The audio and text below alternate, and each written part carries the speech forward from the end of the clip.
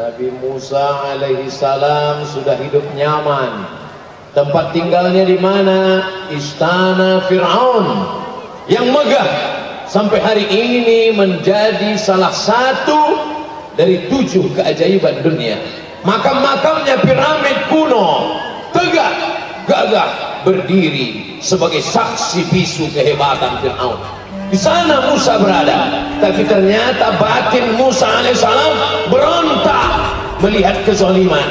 Akhirnya dia lihat 2 orang antara rakyat Fir'aun dengan seorang Bani Israel berkelahi.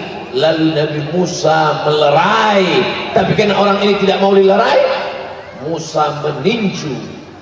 Dan takdir berkata lain, niat untuk meninju, mati. Ini hebatnya Musa, niatnya tidak membunuh, mati. Sebaliknya orang kita bolak-balik mau niat mati, malah pingsan pun tidak. Musa marah Fir'aun. Akhirnya Musa terusir dari istana Fir'aun. Gagalkah Musa? Tidak. Kegagalan tidak pernah terjadi pada nabi-nabi Allah. Maka jangan pernah merasa gagal dalam hidup. Apa yang terjadi pada Musa alaihi salam? Allah ingin menjadikan Nabi Musa lebih tinggi derajatnya. Mundur sejenak, mundur selangkah. Hakikatnya Allah ingin mengangkat maju 3, 5, 7 langkah. Begitulah Allah mengangkat derajat orang beriman. Apa sebenarnya yang ingin diajarkan Allah kepada Nabi Musa alaihi salam? Bukan kalah, bukan gagal. Nabi Musa dididik oleh Allah Subhanahu wa taala. Lalu dia pergi berpetualang, berkenalan dengan Syuaib.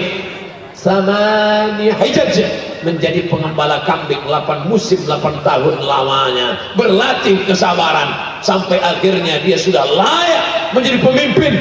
Idhab ila Fir'aun, pergi engkau kepada Fir'aun, innahu tagha. Fir'aun sudah melampau batas. Wa qula lahu qawlan layyina, katakan kata-kata yang lembut kepada Fir'aun. La'allahu yatadzakkara aw yakhsha, mudah-mudahan dia ingat dan dia takut kepada Allah. Tidak ada kegagalan dalam hidup. Nabi Ibrahim alaihissalam marah Raja Namrus. Apa kata Namrus? Kumpulkan kayu-kayu bakar, bakar, harriquhu, bakar dia. Gagalkah Nabi Ibrahim? Tidak. Ibrahim tidak pernah gagal dalam hidup. Sebenarnya Allah ingin mengajarkannya supaya berpegang kepada tali Allah. Di sana tawakalnya putus, tak ada satupun tempat bergantung. Api menyala, tabiat api panas akan membakar, gosong, melepuh, hancur, menjadi abu, dihembus angin, hilang. Tapi Allah tidak ingin membuat Ibrahim hilang. Justru tabiat api berubah menjadi dingin. Ya nar, hai api, kuni bardan, jadilah engkau sejuk, dingin. Andai Allah hanya berkata sejuk, mungkin Nabi Ibrahim akan mati kedinginan, membeku. Tapi Allah tutup ayat itu. Ya naru kuni bardan wasalaman, sejuk tapi engkau selamat bagi Ibrahim. Ibrahim keluar dari api dalam keadaan kedinginan. Dia tidak gagal, terikat dalam api, tidak gagal selama bersama dengan Allah. Tertelan ikan dalam perut, dalam ikan yang besar, di dalam lautan yang malam, kelam, gelap. Di tengah laut, kaki tidak menginjak tanah, tepian tidak tampak. Itu bukan kegagalan. Selama engkau bersama dengan Allah. Meninggal anakmu, kau tidak gagal.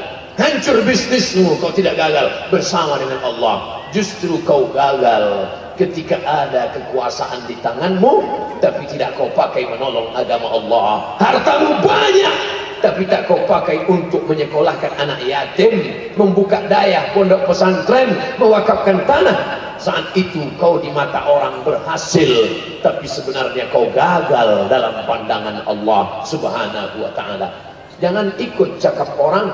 Wa in tuti aktsara man fil ard, kalau kau ikut penilaian orang, kalau kau ikut lembaga survei, kalau kau ikut pencitraan orang, yudilluka an sabilillah. Mereka hanya akan menyesatkanmu dari jalan Allah. Bapak berhasil, bapak hebat, bapak tinggi, bapak berkuasa, tapi sebenarnya kau gagal dalam pandangan Allah karena tak kau pakai untuk menolong agama Allah. Sebaliknya, engkau yang sakit, engkau yang terduduk, engkau yang terpuruk karena meninggalkan riba, karena meninggalkan narkoba. Ustaz, dulu waktu saya masih buat dosa, hidup saya lancar-lancar aja. Sekarang sejak ikut pengajian, begitu pulang, Thailand hilang.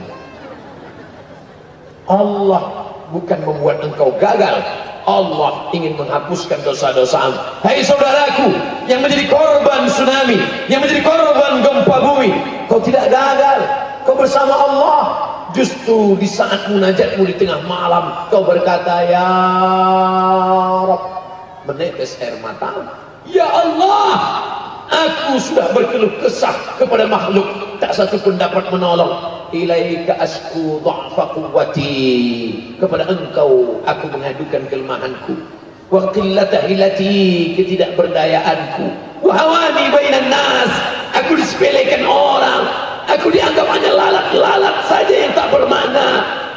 Anta rabbul mustad'afin, engkaulah Rabb Allah, tempat mengadunya orang-orang yang lemah. Saat itu kau bukan gagal, saat itu engkau sedang berada dalam puncak keimanan.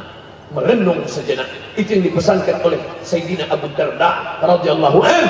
At-tafakkur sa'ah, berpikir sejenak, merenung sejenak, khairun min qiyamil lailah, lebih baik daripada engkau bertahajud sepanjang malam. Maka saudaraku yang sedang terpukul, yang sedang tertimpa musibah, yang sedang gagal, orang berkata kau gagal, tapi sebenarnya tidak.